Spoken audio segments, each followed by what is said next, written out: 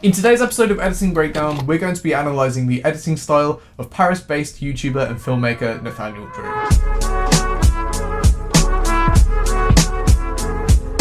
Hey, I'm Nick. I'm a professional video editor and producer based in the UK. I've been a big fan of Nathaniel's videos for a long time now, and over the past year or so, I've noticed how his content has evolved. We're going to be breaking down his unique style, so make sure to stay till the end of the video to see what techniques you can apply to your own work. When I say transition, I know what you're probably thinking.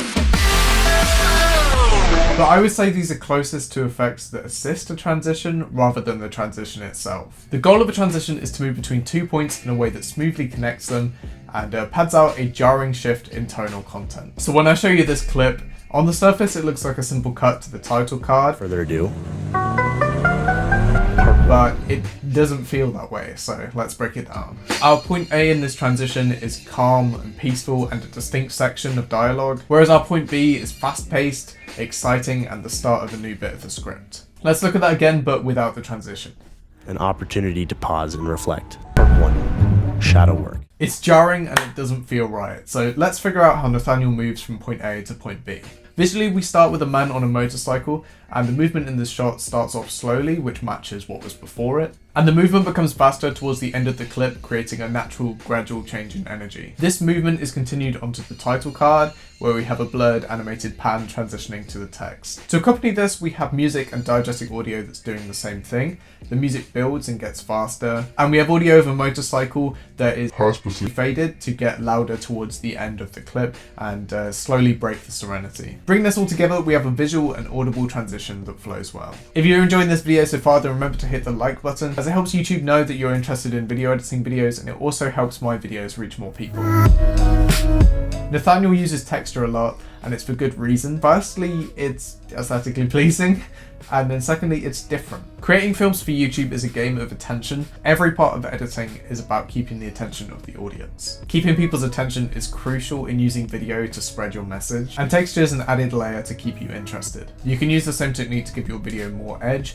It's relatively easy to find texture and overlay packs on YouTube. For free, they're relatively easy to find if you search for them. You can then bring these into your editing software and put it over your footage, and then pick a blending mode that looks best. If you follow me for a while, the history of this channel has been trying to push Premiere Pro to its limits, and I was very scared that for the titles I would have to open up After Effects. But today I'm going to use Premiere to show you a VFX breakdown of the title card on this video. It's nowhere near as good, but I can use it as a demonstration to show you the tools and techniques behind creating that sort of look.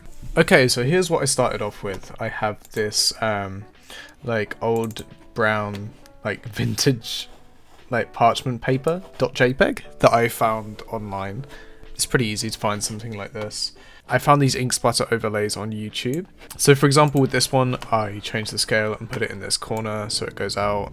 Then with opacity, I faded it in quite quickly at the beginning, and then made it take longer to fade in, and I set the blend mode to overlay. And then I've got all this white around here, so I added a color key to get rid of the white.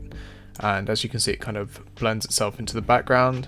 I did the same thing for some other ink. Okay, so I added this title in, and I didn't just want it to just appear, I wanted it to come in as if it's with the ink.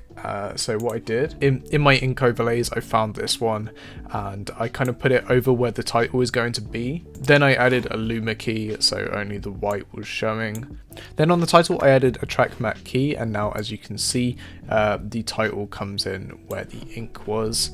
I had some film dust here, but what I did was I zoomed it in quite a bit to about scale 500, just so I have some big flashes of white that occasionally come in. I also added this light leak over the top just to give it a bit of extra flavor. And then in order to make it just a bit easier on my system, I rendered it out before adding more effects. I nested the sequence, and then to the sequence I added a posterized time to 16. And now what this does is it limits the frame rate of the sequence, and it just adds a bit more of a homemade feel in the way that stop frame animation does, because that will be at a lower frame rate as well. Then I nested this.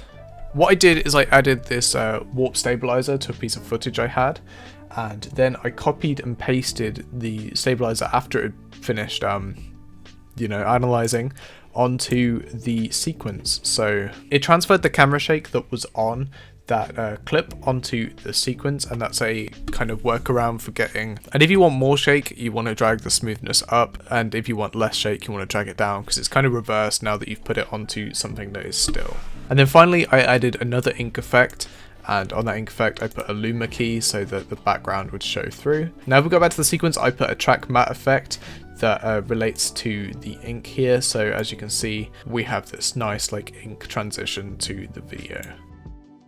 Nathaniel uses tropes that are very similar to like video essay animation that was popularized by channels such as Nerdwriter and Vox. I'll link some videos on this style in the description if you're interested in learning motion graphics. Generally, these animations are used to help the audience understand when the meaning might get lost through just words alone. Thank you for watching this video through to the end. I appreciate every single one of you. Make sure to subscribe for advice and education on video editing, and I'll see you on Sunday.